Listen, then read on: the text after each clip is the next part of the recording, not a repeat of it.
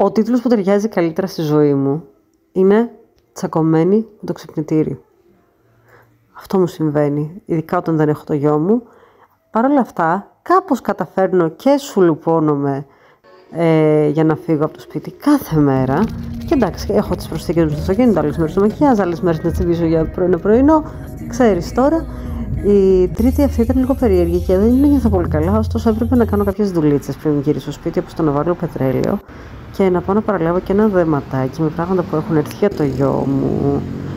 Και γυρνώντας, επειδή πραγματικά δεν ήμουνα καλά, λίγο ένα κάτι μπούκομα, μια δυναμία, μου έφτιαξα ένα τραχανά, έβαλα άνετα ρουχαλάκια, μπιζαμούλες και τέτοια και ξεκουράστηκα.